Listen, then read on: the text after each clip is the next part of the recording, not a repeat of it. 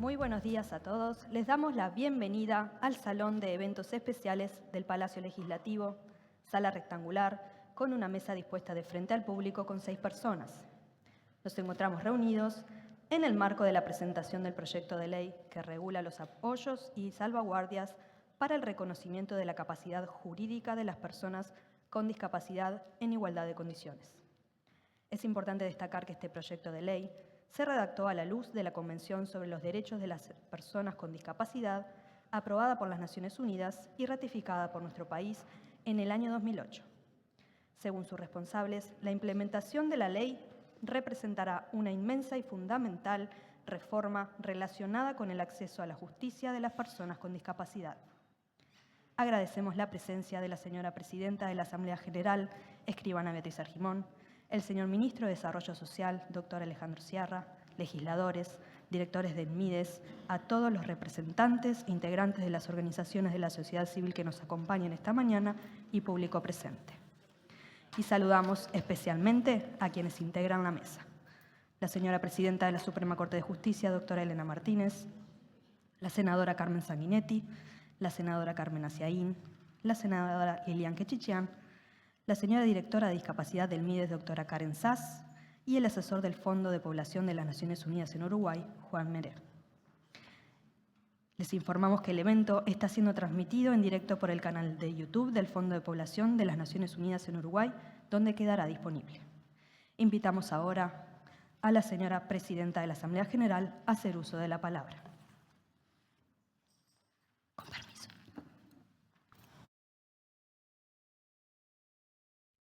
Muy buenos días, señora Presidenta de la Suprema Corte de Justicia, señor Ministro de Desarrollo, senadoras, senadores, representantes del Fondo de Población, que este año está cumpliendo 20 años y que vamos a conmemorar aquí en esta misma sala en agosto, lo que implica ese trabajo conjunto en nuestro país.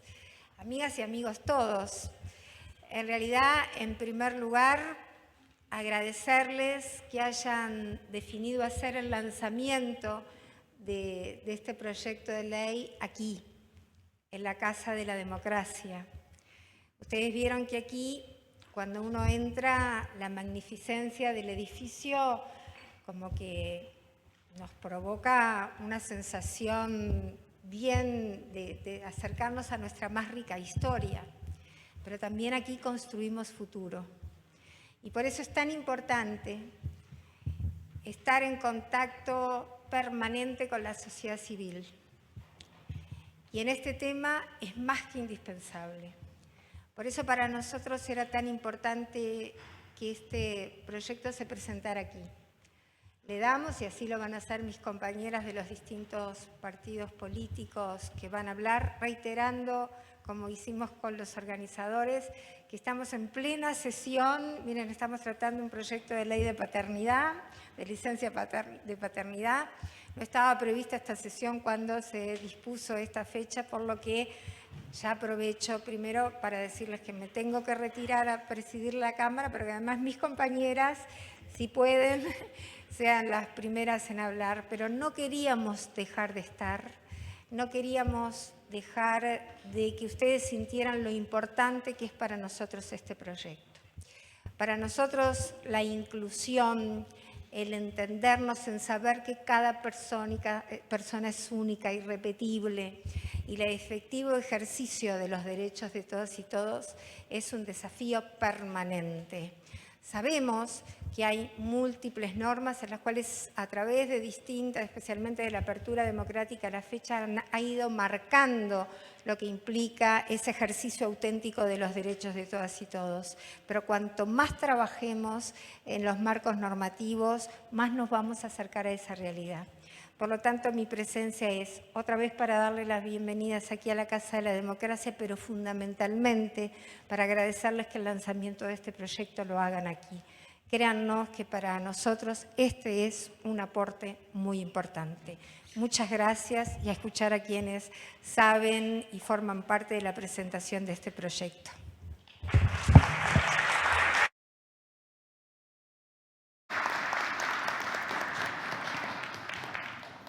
Muchas gracias, Presidenta. Y ahora sí, para dar comienzo a este primer panel, le damos la palabra a la señora senadora Carmen Sanguinetti. Bueno, disculpen. Buenos días para todos y todas. Un placer estar acá compartiendo este panel con todas las personas, por supuesto, y muy particularmente con Karen, que se ha puesto al hombro la temática de la discapacidad y ha logrado hitos históricos como el que estamos viviendo hoy acá. Realmente es una enorme alegría participar de esta instancia que en definitiva es un debe histórico de nuestro país. Realmente nosotros, como bien saben, tenemos un rezago en algunas de las cuestiones, a pesar de que Uruguay fue de los primeros países que adhirió a la Convención de los Derechos de las Personas con Discapacidad. En los hechos, en este tipo de avances, venimos con un rezago muy significativo. Muchos de los que están hoy acá acompañándonos, celebro que esté la sala tan llena. Creo que eso da cuenta de lo importante que es esta temática. Muchas caras familiares, muchas caras amigas que conocen perfectamente lo que voy a compartir ahora en relación a la evolución del paradigma de la discapacidad. Pero de todas maneras lo quiero hacer porque me parece que es bien importante.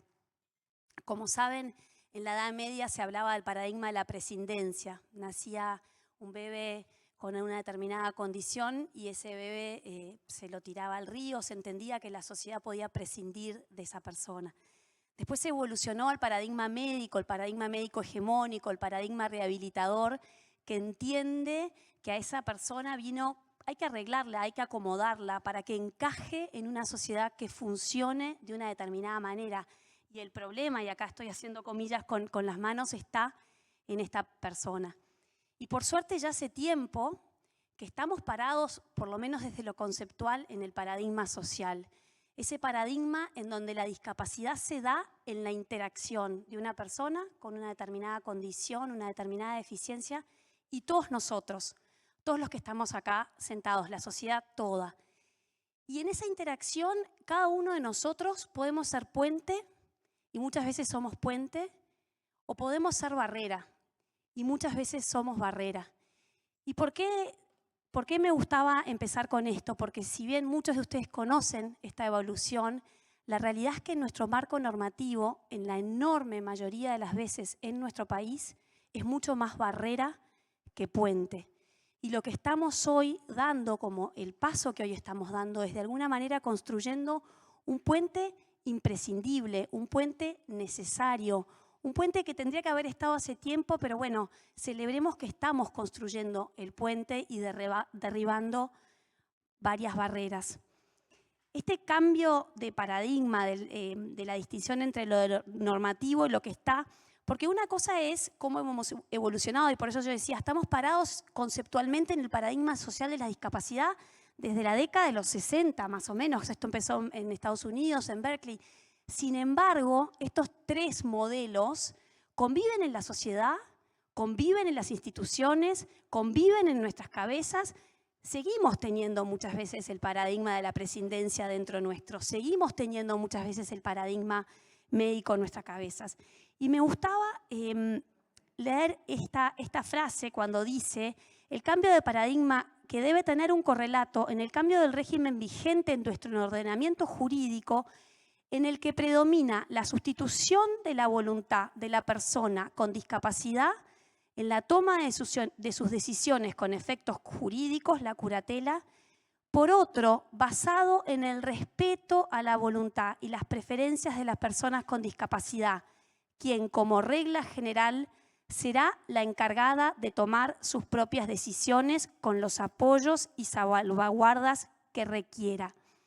Y esto es un tema que se da con la discapacidad en general y muy específicamente con la discapacidad intelectual. Todavía sigue pareciendo razonable y todavía sigue estando naturalizado esto de que las decisiones los tomen otros. Y realmente los invito a detenernos ahí y a lo que eso implica, a la infantilización de las personas con discapacidad, con todo lo que ello implica.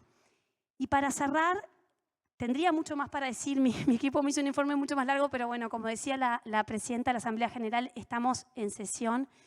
Para cerrar, quería hacer hincapié en lo que el proyecto que estamos tratando refiere al uso de las palabras.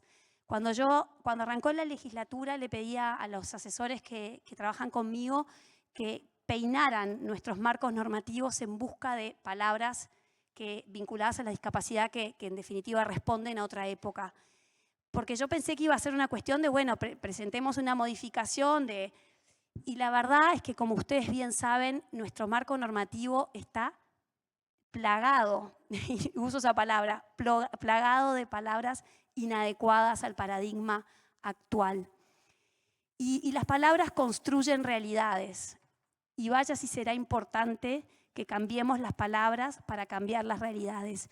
Y acá en la audiencia está sentada una persona que a mí me enseñó, porque vieron que hay toda una discusión en relación a las personas con discapacidad, las personas en situación de discapacidad. Y una persona se me acercó y me dijo, mira, Carmen, uno está en una situación y después se puede correr de esta situación. Yo tengo esta determinada condición y de esta situación no me corro a ningún lado. Así que para mí me dio una lección y en honor a ella le quiero hacer este reconocimiento de la importancia del uso de las palabras adecuadas, de la importancia de llamar a las cosas por su nombre y de la importancia, y de vuelta a cerrar celebrando el trabajo de Karen y de todo su equipo, del ministro, del director, de todos los que han logrado que en este tiempo estemos dando un paso tan significativo y tan relevante para nuestro país. Muchas gracias.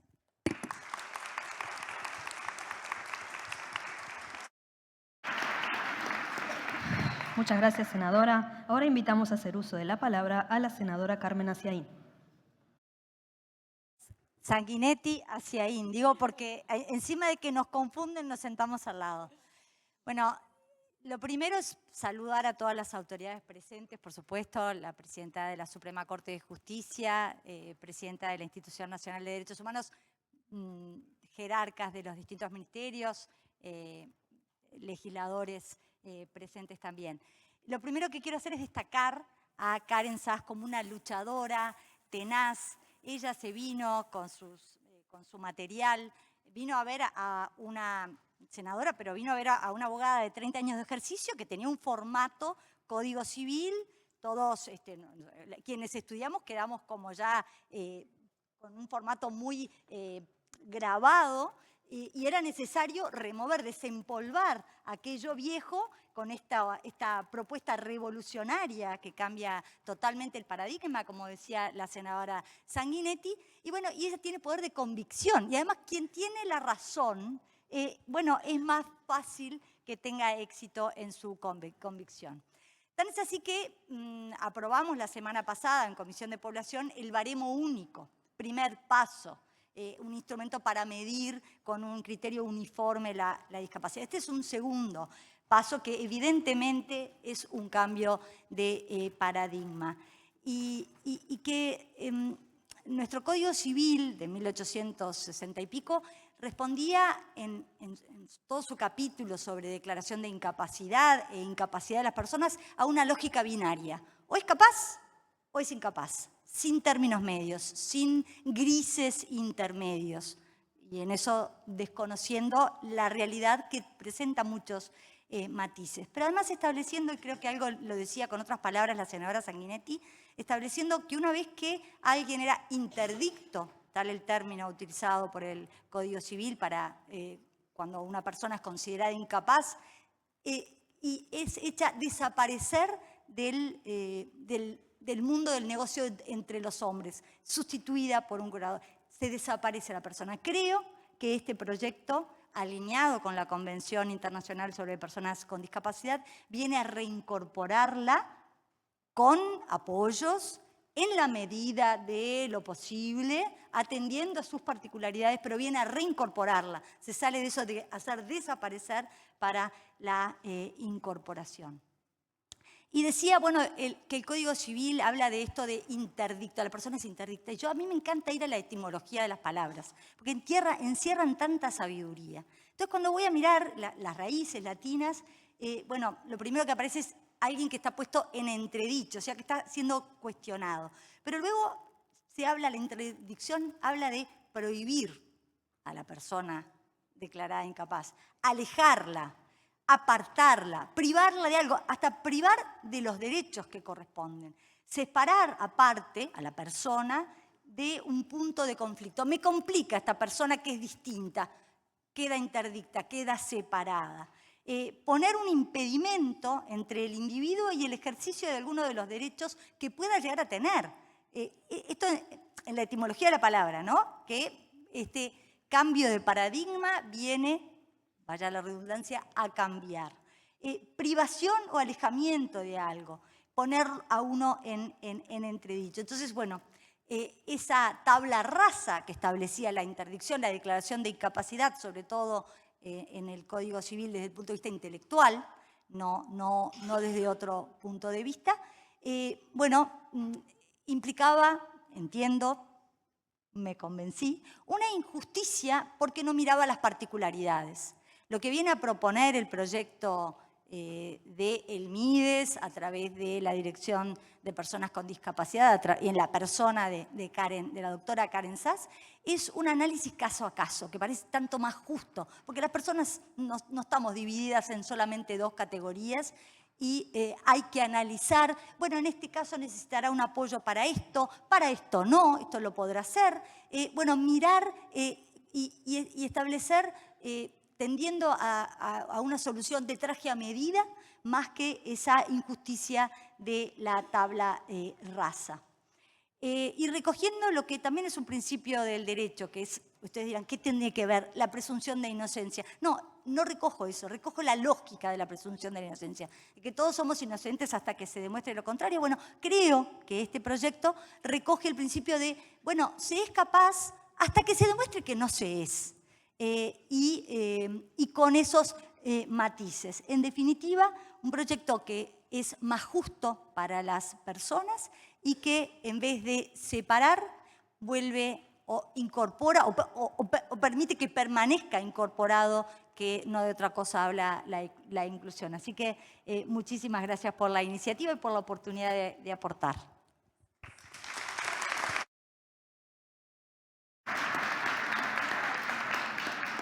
Muchas gracias, senadora. Ahora hará uso de la palabra, disculpen, la senadora Lilian Quechichian.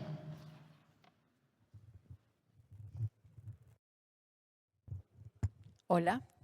Bueno, buenos días a todos. Buenos días, señora Presidenta de la Suprema Corte de Justicia.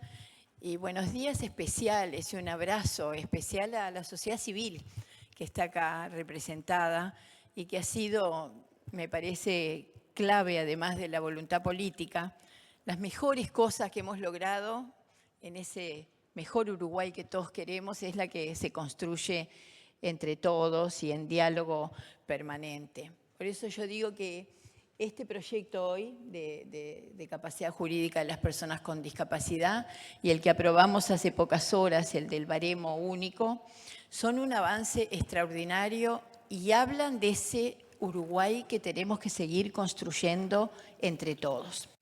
Porque las cosas buenas todas tienen historia, las malas también, pero las buenas tienen historia.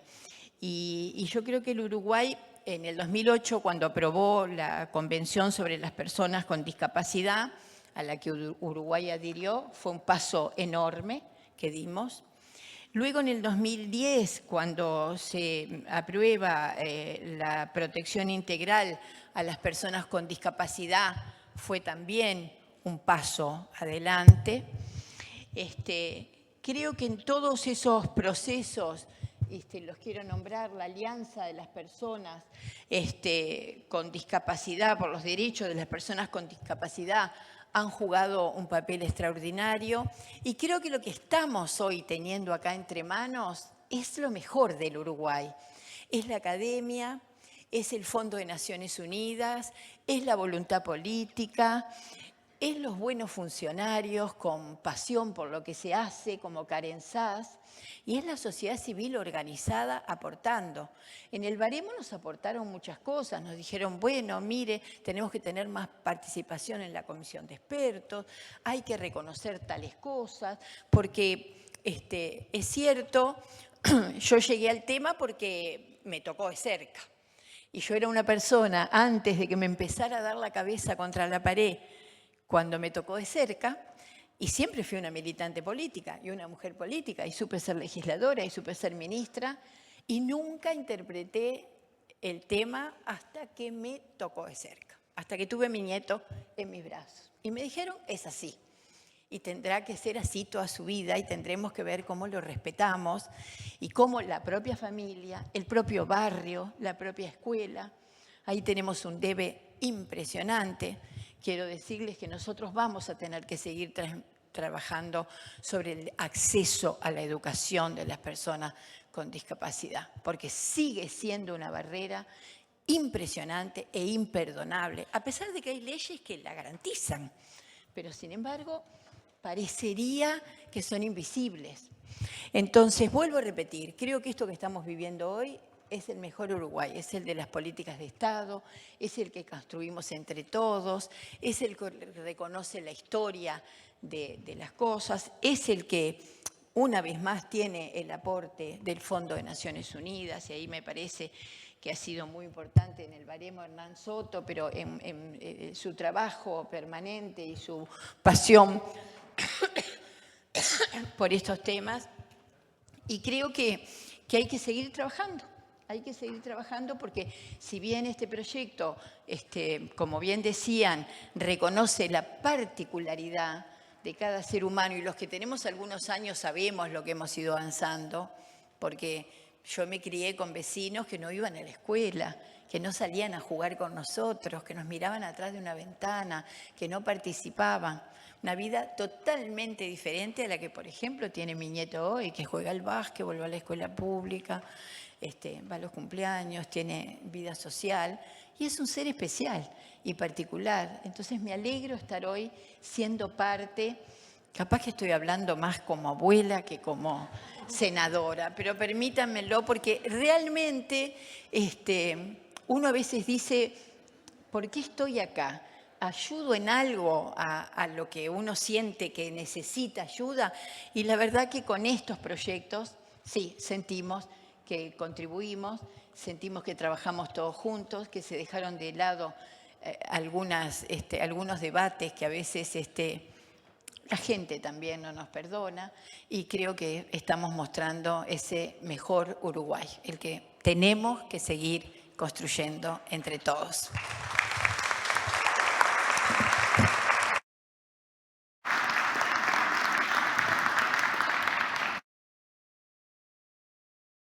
Muchas gracias, senadora. Invitamos ahora a la señora directora de Discapacidad del Ministerio de Desarrollo Social, doctora Karen Sass, a hacer uso de la palabra.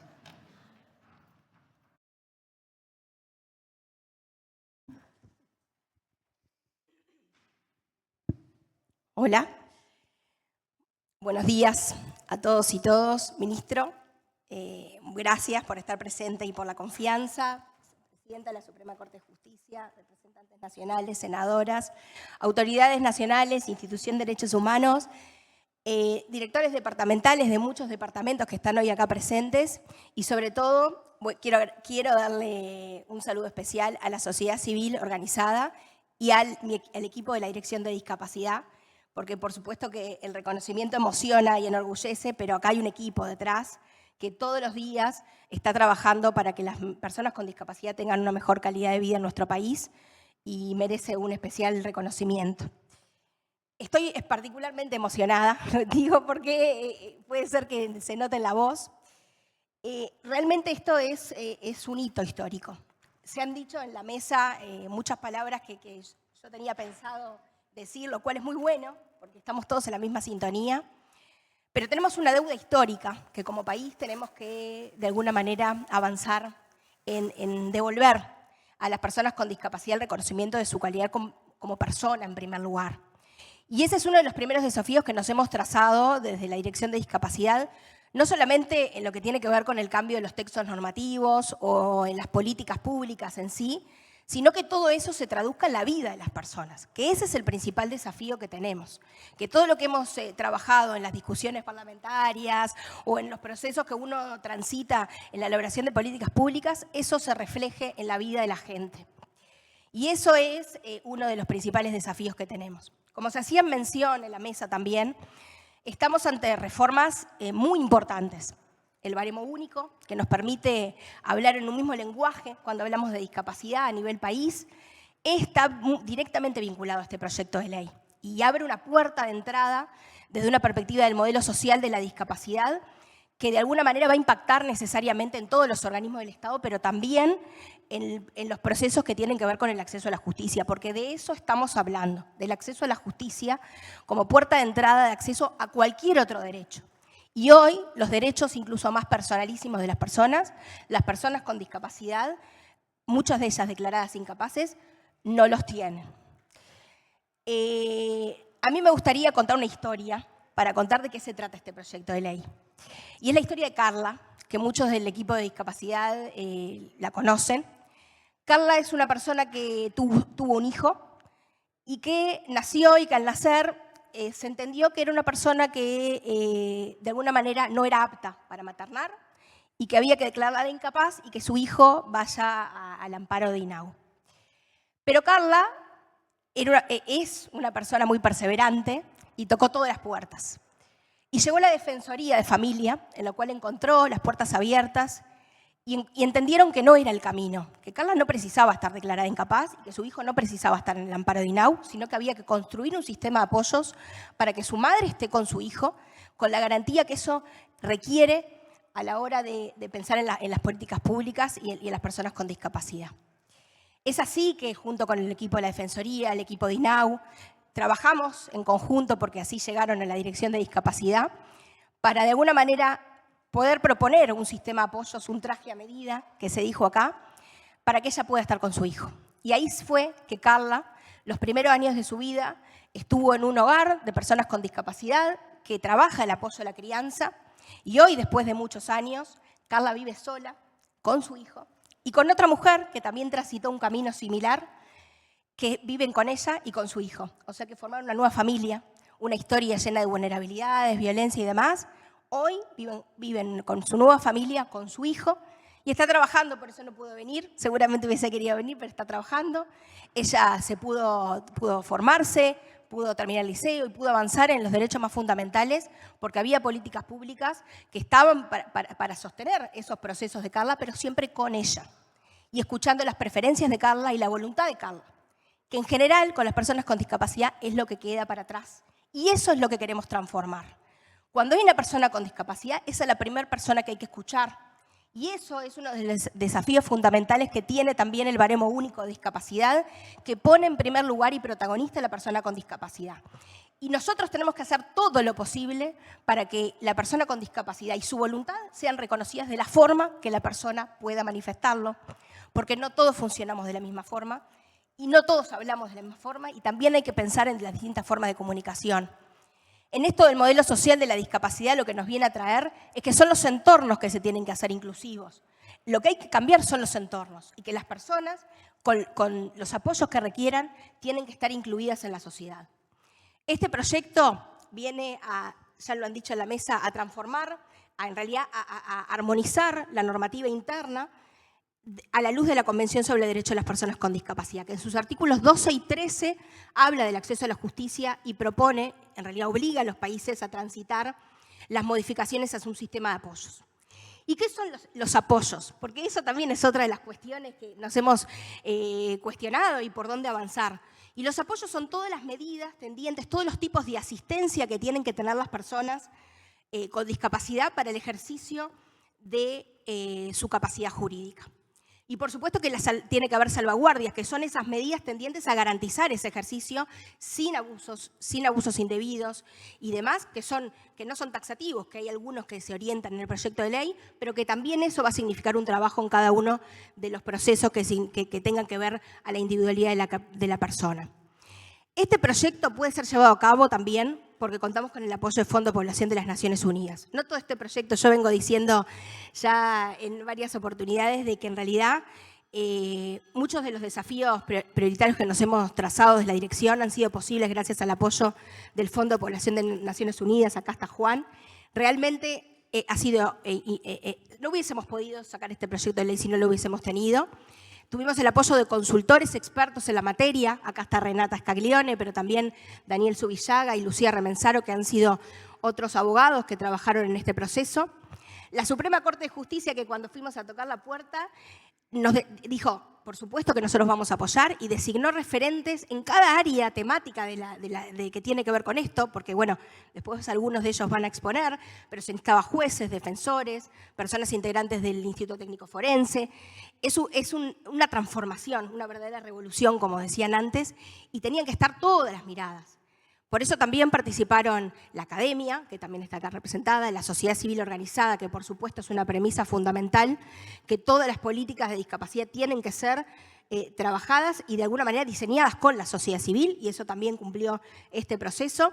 Y también sociedad civil organizada vinculada a los temas del derecho, como la Asociación de Escribanos del Uruguay y otras tantas que han colaborado para que esto se pueda llevar a cabo. Sin duda que estamos ante una transformación que ahora hay que avanzar en la aprobación de esto, ¿no? Porque hoy es la presentación del proyecto de ley que va a empezar de alguna manera a discutirse en el Parlamento. Pero es muy importante que estemos todos acá para decir que no podemos dar un paso atrás en esto que decían de que para que haya una verdadera transformación social tiene que haber un acuerdo entre todos los partidos políticos, entre todos los poderes del Estado y entre todos los actores que integran una sociedad, para realmente avanzar en la eliminación de las barreras actitudinales, que son de las peores barreras que tiene nuestra sociedad, y así poder lograr una sociedad cada vez más inclusiva, respetuosa de los derechos y de la diversidad de que cada país tiene, y avanzar realmente en una democracia plena, que sin capacidad jurídica reconocida no es posible, y por eso está tan importante, porque con este proyecto las personas con discapacidad van a dejar de ser ciudadanos de segunda clase para pasar a ser ciudadanos como todas las demás personas en nuestro país. Así que muchísimas gracias.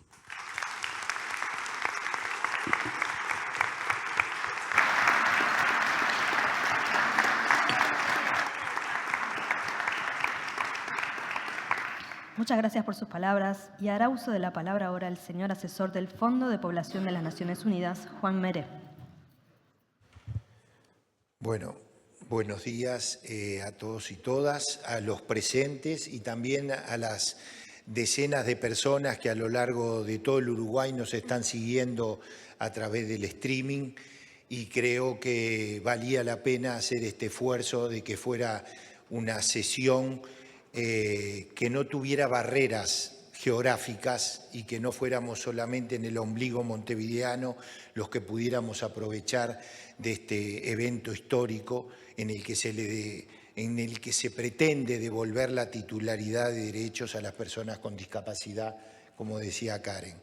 Entonces, a todos los que están en todos los otros 18 departamentos, los saludamos desde acá. Y yo simplemente voy a retomar ese centro que levantó la señora vicepresidenta sobre los 20 años de UNFPA, del Fondo de Población de Naciones Unidas, en un momento en el que se sigue discutiendo la pertinencia de la cooperación internacional en los países de renta media y renta alta. Claro, si uno considera que países de renta media y renta alta se hace por el promedio de la generación de riqueza dividido por los 3,5 millones que somos, sí, tenemos una renta alta, y se preguntan, ¿para qué? Pero América Latina es el continente más desigual, y en nuestros países nosotros tenemos bolsones de personas vulneradas en sus derechos. Y es por eso que la Agenda 2030 de Desarrollo tiene un mandato, no dejar a nadie atrás. Un mandato que muy fácil cae en el eslogan vacío. Bueno, Si hubiera que dar una prueba de la pertinencia de la contribución mínima de la cooperación internacional, este es un buen ejemplo. Porque no es plata, 0,0 lo que aportamos todo el sistema de Naciones Unidas. La pertinencia, como decía uno de nuestros jefes, Juanjo Calvo, decía, la pertinencia de Naciones Unidas a veces es traer la bandera azul y sentar para trabajar juntos a todos los actores que son pertinentes para un tema crítico, como es este. Y por eso a mí me gustaría decir una palabrita, como la dijo Karen, sobre el proceso de construcción, de elaboración de este proyecto histórico sobre la capacidad jurídica de las personas con discapacidad. Un proyecto que juntó desde el inicio a todos los actores relevantes, empezando, sí, por la sociedad civil, por la Alianza de Organizaciones de Personas con Discapacidad, con ese papel relevante que tuvo la Asociación de Personas Down, con la Comisión Nacional Honoraria de la Discapacidad, que hasta último momento estuvo haciendo sus aportes, con el acuerdo de la Suprema Corte de Justicia y con ese aporte constante, y voy a nombrarlo, sí, al doctor Eduardo Cavalli, que con esa paciencia de docente en cada Zoom nos traía sus devoluciones.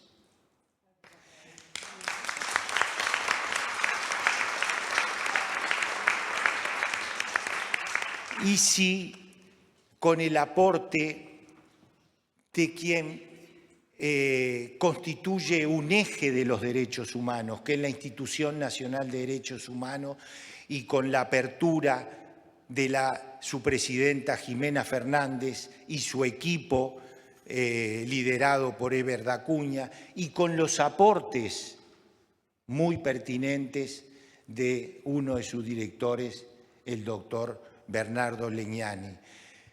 Y también con aquellos que desde la cátedra de la Universidad de la República, del Instituto de Familia, nos aportaban junto con la Asociación de Escribanos del Uruguay.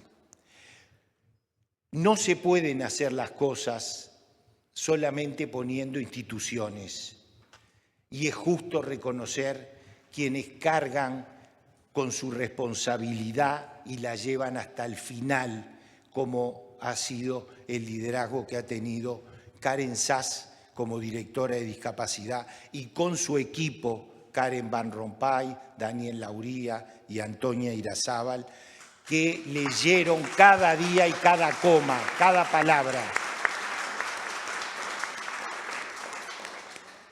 Y sí, acá viene tal vez un aporte que es el que sostenía el proceso y que es desde el 2020 en plena pandemia producir información estratégica para sostener este proceso. Y comenzamos con qué pasaba con el derecho a la maternidad de las mujeres con discapacidad. El estudio hecho en el Hospital de la Mujer del Pereira Rosell, donde se demostró la vulneración de derechos de las mujeres con discapacidad por esa, y hago comillas, esa incapacidad para maternar. No sé qué es, hasta ahora no sé qué es, pero ese era el diagnóstico, y lo pongo entre comillas, con el cual los niños y los bebés pasaban a la órbita de la protección del INAU. Eso, al toque, también tuvo una respuesta y fue el programa de protección para las mamás con discapacidad que implementó, y miro acá, te miro a vos, Antonia, querida, que se implementó con el liderazgo de Antonia Irarrázaval. Vino una enorme...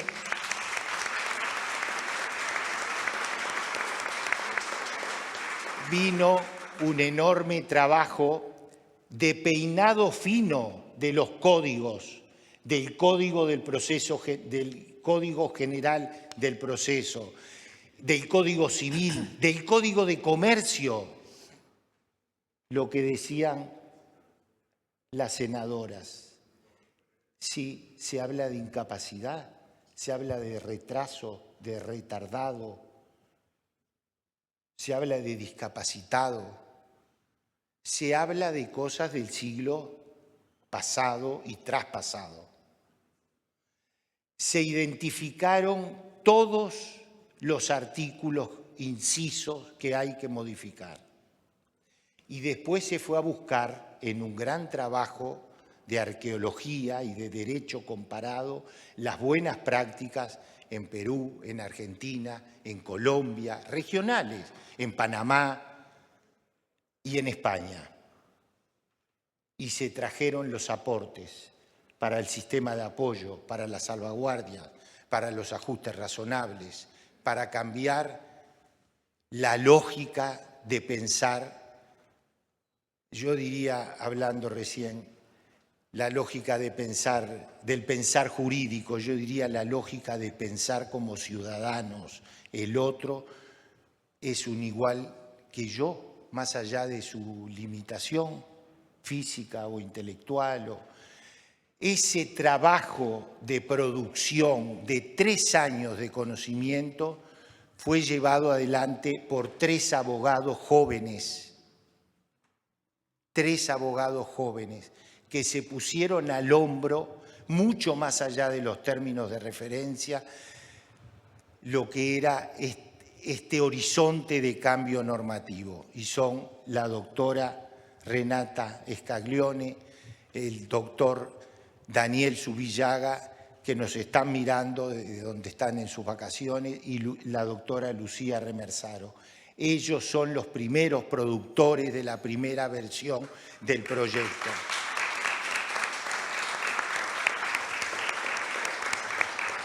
Y bueno, queda un gran trabajo para las senadoras, para los representantes, para todos los que vamos a estar apoyando en las comisiones que se van a armar este cambio en la historia de las personas con discapacidad. Volver a ser titulares de derechos, del ejercicio de todos sus derechos. Sí, con todas las obligaciones que tiene el Estado y tiene la sociedad de ofrecerle los medios para que puedan expresar su voluntad y su preferencia.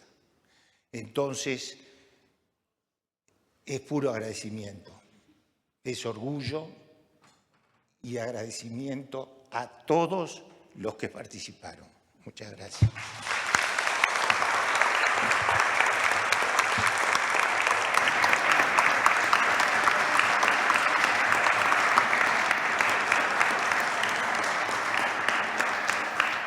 Muchas gracias por sus palabras y cerrando este primer panel, hará uso ahora de la palabra la señora presidenta de la Suprema Corte de Justicia, la doctora Elena Martínez. Muchas gracias. Buenos días para todos los presentes, para aquellos que nos escuchan por streaming, autoridades nacionales, público en general y sobre todo la alegría por tantos representantes de la sociedad civil aquí presentes. Estamos frente a un anteproyecto realmente removedor hasta más allá de lo jurídico. Pero es bueno saber que cuando hay algo tan removedor, hay resistencias, siempre. Cuando salimos de un sistema que era el del Código Civil sobre juicio de incapacidad y nos intentamos ayornar con la entrada en vigencia del Código General del Proceso, o sea, estamos en el año 89, 1989, fueron muchas las voces de resistencia que surgieron. Y la intención y la letra de la ley era simplemente tratar de abarcar todas esas situaciones intermedias, grises, como tú planteabas, ¿no? Que es lo más común, que las cosas no sean blanco y negro, sino grises. Y fue ese el intento de esa ley, de ese código nuevo. Abarcar situaciones que antes no estaban contempladas. Y sin embargo, hubo voces de mucho prestigio que saltaron enseguida a hablar de inconstitucionalidad de la ley. Simplemente porque, como bien dijo varias personas antes, dijeron, en el Código Civil las cosas eran blancas y negras. Se iniciaba un juicio de incapacidad que solamente contemplaba básicamente las enfermedades mentales, porque esa era la teoría más aceptada, que solo podían ingresar a un juicio de incapacidad temas de enfermedad mental. Y el juez, por supuesto con la prueba concluyente sobre el punto, declaraba incapaz a una persona. Incapaz absoluta, porque por el juego de artículos de incapaces con las nulidades, esta persona era incapaz absoluta. Y todo lo que hiciera era absolutamente nulo. Lo único que podía hacer válidamente era pedir su propia rehabilitación. Entonces, o éramos incapaces absolutos o éramos personas absolutamente sanas, porque esa presunción de capacidad siempre existió en derecho, ¿no? Sigue existiendo. Muy bien, entonces blanco y negro. Nada de lo intermedio, nada de lo gris podía ser determinado por un juez. Y, por supuesto, tampoco asignarle la protección que esa persona podía tener o los apoyos, que me gusta más la palabra que protección, que podía tener. Bueno, ante eso reacciona el CGP y establece que al final del juicio de incapacidad, que seguía siendo un juicio de incapacidad con enfermedad mental que debería ser acompañada con diagnóstico y pronóstico junto con la demanda de incapacidad, eso seguía así, seguía igual, y siempre pensando en la enfermedad mental, no en otras posibles discapacidades que necesiten ayuda o apoyo. Al final de ese juicio, el juez podía determinar otras medidas de protección, que se suponía que ya había adoptado en el curso del proceso, porque dice, remite a esas que ya había adoptado, y que las puede prolongar todas las veces que sea necesario, las puede prorrogar todas las veces que sea necesario. Entonces, ¿qué teníamos? Teníamos un juicio otra vez de incapacidad por razones solamente de salud mental, y teníamos las medidas que el juez podía tomar que no estaban dichas expresamente en la ley. También teníamos una especie de vacío que el juez iba a llenar sobre cuáles eran los supuestos dignos de esas medidas, pero no especificados.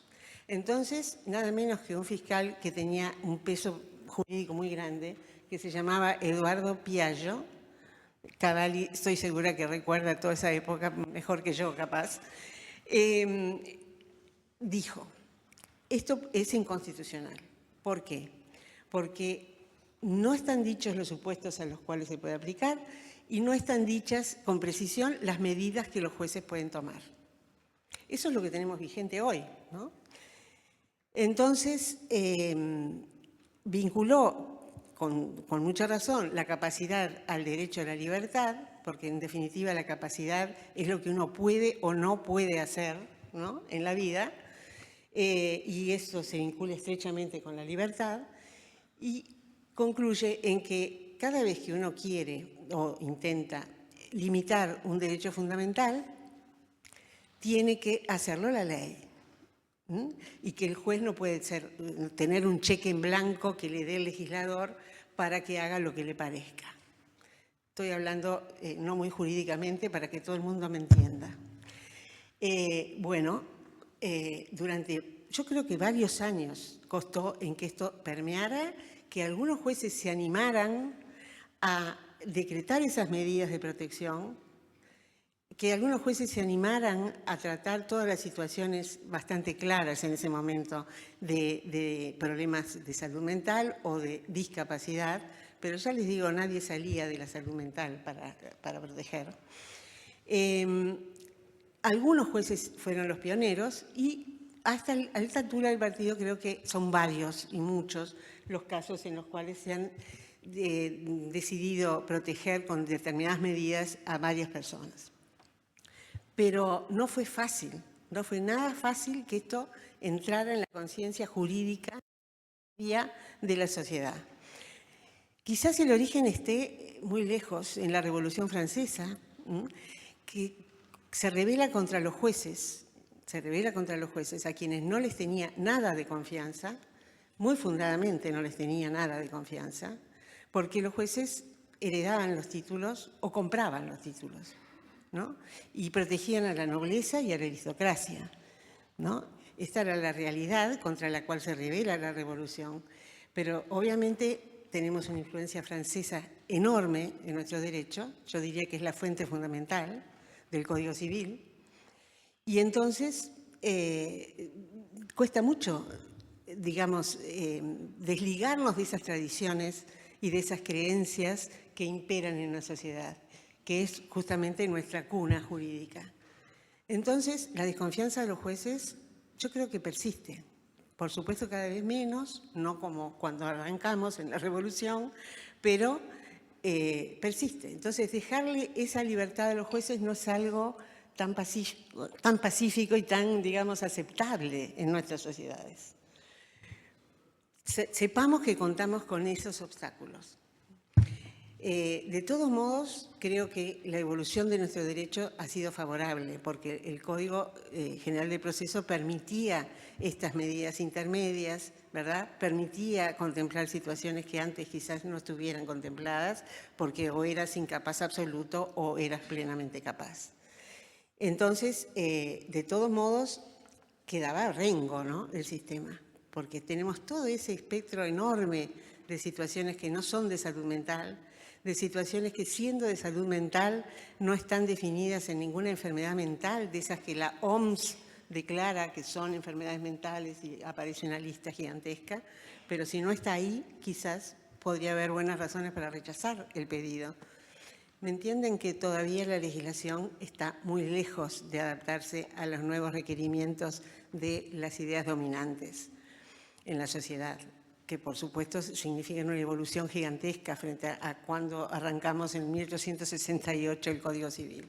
Pero esta posibilidad de adaptar la legislación interna a la Convención sobre los Derechos de las Personas con Discapacidad es algo francamente muy positivo. Yo no veo nada que no sea positivo en la intención del legislador.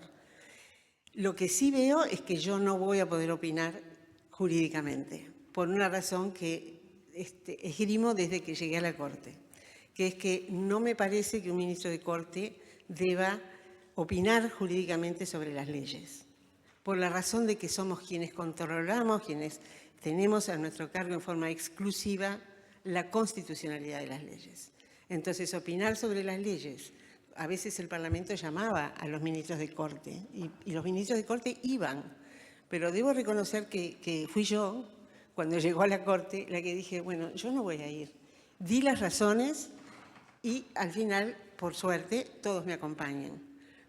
Los ministros que estaban en ese momento y los que fueron llegando. Pero nada impide que alguien decida lo contrario en la Corte, ¿no? Por supuesto, no le voy a rezongar por eso. Pero simplemente convencidos de que no es bueno opinar sobre las leyes hasta tanto tengamos un caso de declaración de inconstitucionalidad, es que no lo estamos haciendo. Así que tampoco lo voy a hacer en esta oportunidad. Pero me parece encomiable el esfuerzo que se hace por tratar de adecuar la legislación interna a esta nueva concepción de la discapacidad, a esta nueva forma de dar protección o apoyo, como dice la ley, a la discapacidad y a dignificar la vida de las personas. Creo que ese punto es fundamental.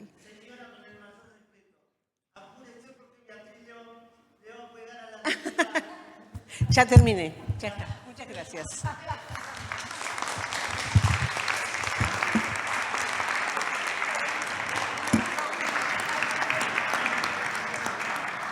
Muchas gracias, señora presidenta. Y ahora invitamos a las autoridades de este primer panel a tomar asiento en el auditorio, mientras vamos a convocar a las personas del segundo panel.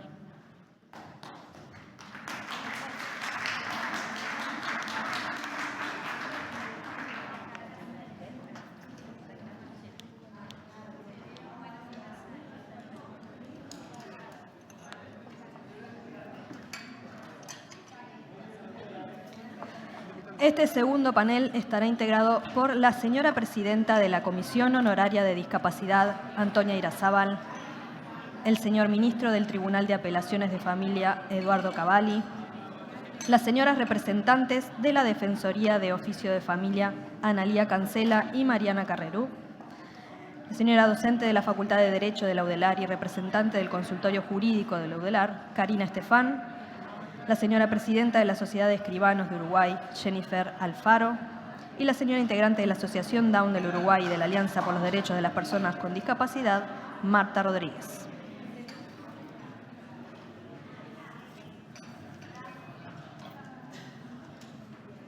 Sí.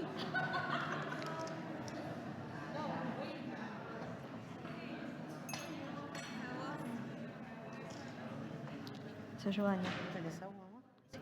Llévatelo.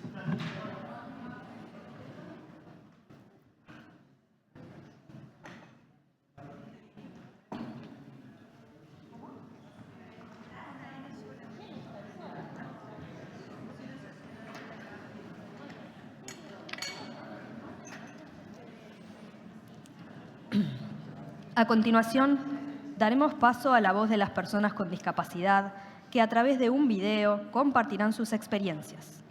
Mónica y Nicolás dan cuenta del alcance que tiene o puede llegar a tener sobre la vida de las personas con discapacidad la declaratoria de incapacidad. En su caso, la negativa a este proceso por parte de sus familias les permite libremente decidir sobre su relación de pareja. Veamos el video de las personas protagonistas y, en definitiva, de las destinatarias de este avance normativo que hoy se presenta como propuesta de proyecto de ley.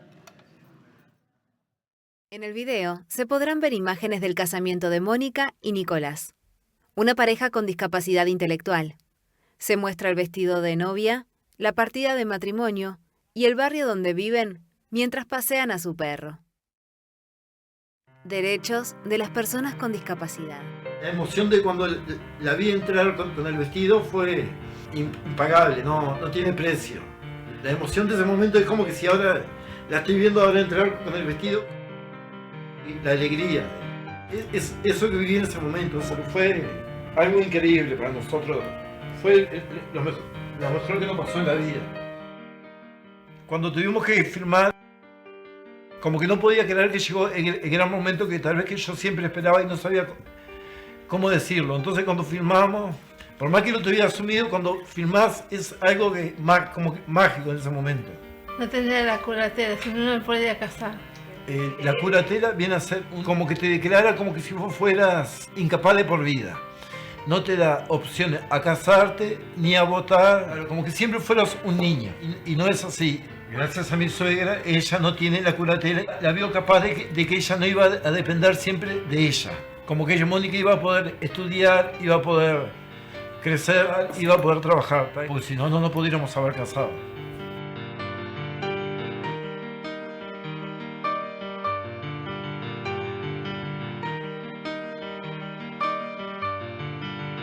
Mónica y Nicolás tuvieron el apoyo de sus familias para casarse.